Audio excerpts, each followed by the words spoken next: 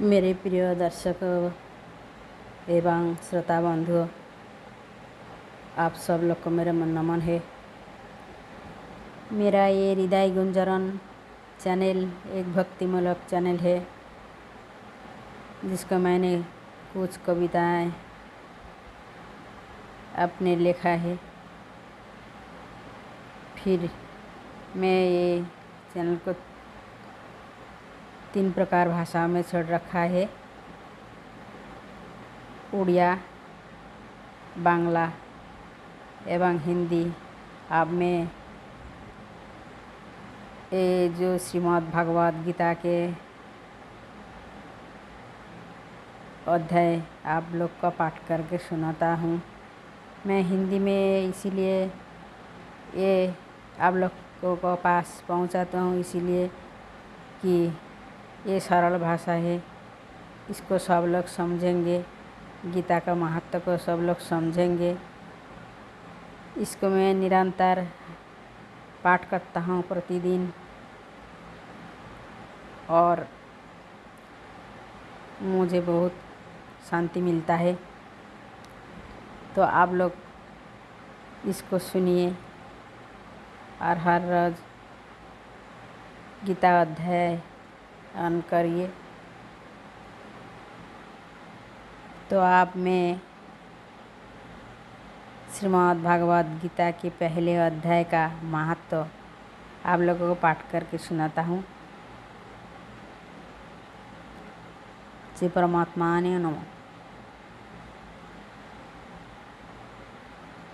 श्री पार्वती जी ने कहा, भगवान आप सब तत्व के ज्ञाता है। आपकी कृपा से मुझे श्री विष्णु संबंधी नाना प्रकार धर्म सुनने को मिलता है, जो समस्त लोगों का उद्धार करने वाले हैं। देवेश, आप मैं गीता का महत्व सुनना चाहती हूँ, जिसका श्रवण करने से श्री हरि में भक्ति बढ़ती है। श्री महादेव जी बोले, जिनका श्री विग्रह अलस के फूलों को भांति श्याम वर्ण का है, पक्षीराज गरुड़ो ही जिनके वाहन है, जो अपनी महिमा से कभी च्युत नहीं होते तथा शेषनाग की शय्या पर शयन करते हैं, उन भगवान महाविष्णु की हम उपासना करते हैं। एक समय की बात है, मोर देवते के नाशक भगवान विष्णु शेषनाग के रमणीय आसन पर सुखपूर्वक विराजमान थे। उस समय समस्त लोगों को आनंद देने वाले भगवती लक्ष्मी ने आदरपूर्वक प्रश्न किया। श्री लक्ष्मी जी ने पूछा, भगवान आप संपूर्ण जगत का पालन करते हुए भी अपने आश्चर्य की प्रति उदासीन से होकर जो इस क्षीरसागर में नींद ले रही है, इसका क्या कारण है? श्री भगवान बोले, सुमुखी, मैं नींद नहीं लेता हूँ, अपितु तत्व का अनुसरण करने वाली अंतष्टि के द्वारा अपने ही महेश्वर तेज का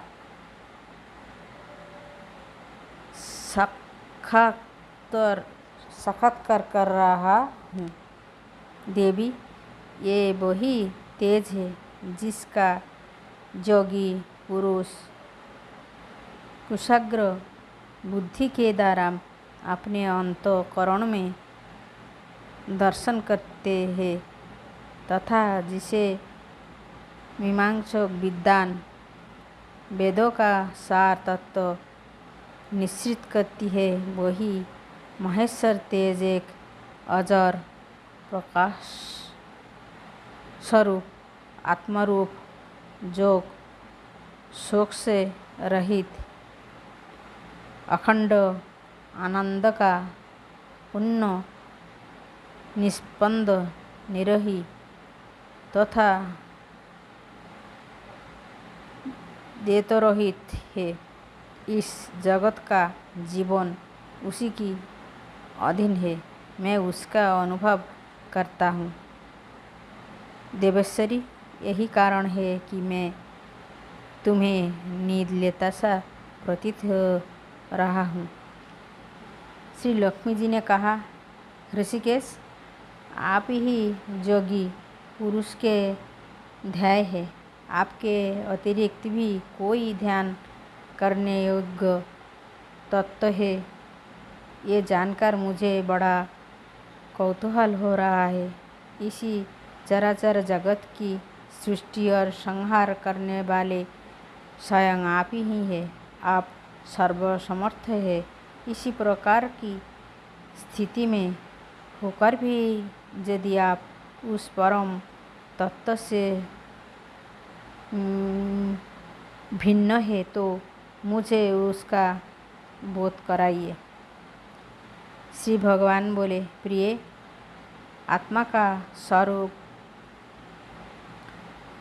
द्वैत और अद्वैत से पृथक, भाव और अभाव से मुक्त तथा आदि और अंत से रहित है। शुद्ध ज्ञान की प्रकाश से उपलब्ध होने वाला तथा परमानंद स्वरूप होने के कारण एकमात्र सुंदर है। वही मेरा ईश्वरीय रूप है। आत्मा का एकत्व हो सबके द्वारा ज्ञान योग्य है। गीता शास्त्र में इसका प्रतिपादन हुआ है। अमित तेजस्वी भगवान विष्णु के ये वचन सुनकर लक्ष्मी देवी ने आकांक्षा उपस्थित करते हुए कहा, भगवान, यदि आपका स्वरूप स्वयं परमानंदमय और मन वाणी की पहुँच के बाहर है तो गीता कैसे उसका बोध कराती है? मेरे इस संदेह का आप निवारण कीजिए। श्री भगवान बोले, सुंदरी, सुनो, मैं गीता में अपनी स्थिति का वर्णन करता हूँ। क्रमशः 5 अध्याय को तुम 5 मुख जानो। इस अध्याय को ये 10 भुजाएं समझो तथा एक अध्याय को उदर और 2 अध्याय को दोनों चरण कमल जानो। इस प्रकार ये 18 अध्याय को विस्मयी ईश्वरीय मूर्ति हो समझानी चाहिए। ये ज्ञान मानस से ही महान पातकों का नाश करने वाली है। जो उत्तम बुद्धि वाला पुरुष गीता के एक या आधे अध्याय का अथवा एक आधे या चौथाई श्लोकों का भी प्रतिदिन अभ्यास करता है, वो सुशर्मा के समान मुक्त हो जाता है। श्री लक्ष्मी जी ने पूछा, देव, सुशर्मा कौन था? किस जाति का था और किस कारण से उसकी मुक्ति हुई? श्री भगवान ने बोले, प्रिय, सुशर्मा बड़ी खोटी बुद्धि का मनुष्य था। पापियों का तो वो शिरोमणि ही था। उसका जन्म बौद्धिक ज्ञान से शून्य एवं क्रूरतापूर्ण कर्म करने वाले ब्राह्मणों के कुल में हुआ था। वह न ध्यान करता था, न जाप, न होम करता था, न अतिथियों का सत्कार। वह लंपट होने के कारण सदा विषयों के सेवन में ही आसक्त रहता था। हल जोतता और पत्नी बेचकर जीविका चलाता था। उसे मदिरा पीने का फैशन था तथा वो मांस भी खाया करता था। इस प्रकार उसने अपने जीवन का दीर्घकाल व्यतीत कर दिया। एक दिन मूढ़ बुद्धि सुशर्मा पत्नी लाने के लिए किसी ऋषि की वाटिका में घूम रहा था। इसी बीच में काल रूपधारी काले सांप ने उसे डांस लिया। सुशर्मा की मृत्यु हो गई। तदंतर वो अनेकों नरकों में जा वहाँ की यातना भोगकर मर्त्यलोक में लौट आया और वहाँ बोझा उठाने वाले बैल हुआ।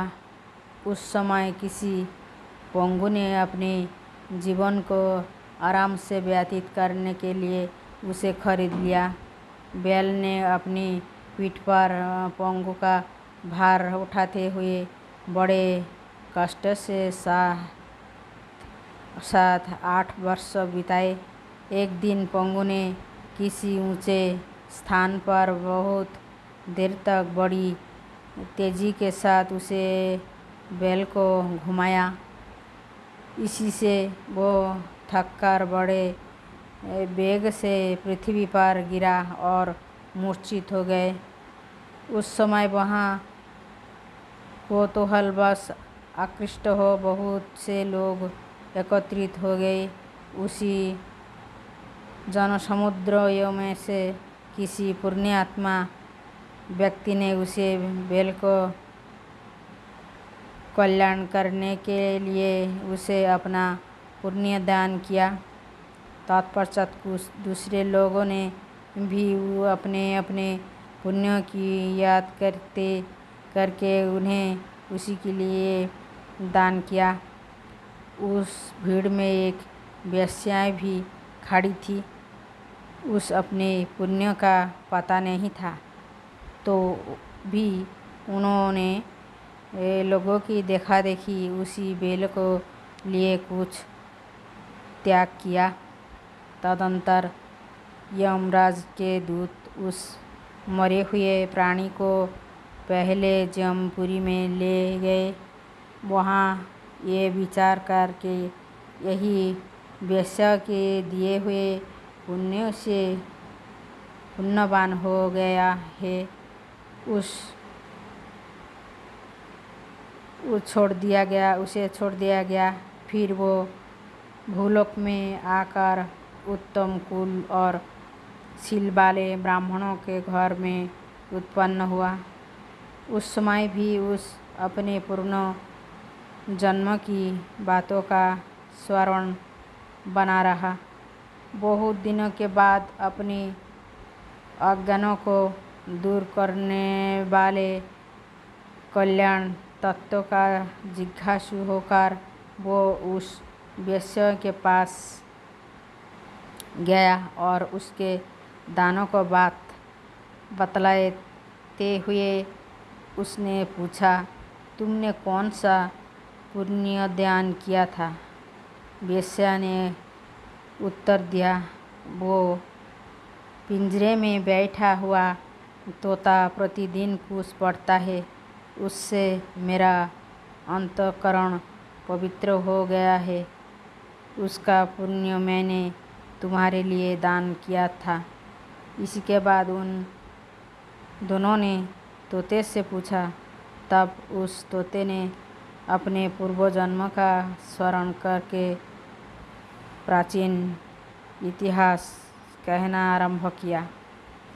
सुख बोला, पूर्व जन्म में मैं विद्वान होकर भी विद्यादाता की अभिमान से मोहित हो रहता था। मेरा राग देश इतना बढ़ गया था कि मैं गुणवान विद्वानों को प्रति भी ईर्ष्या भाव रखने लगा। फिर समयानुसार मेरी मृत्यु हो गई और मैं अनेकों घृणित लोगों में भटकता फिरा। उसके बाद इस लोगों में आया शुद्ध रुकी अंतत निंदा करने के कारण तोते के कुल में मेरा जन्म हुआ।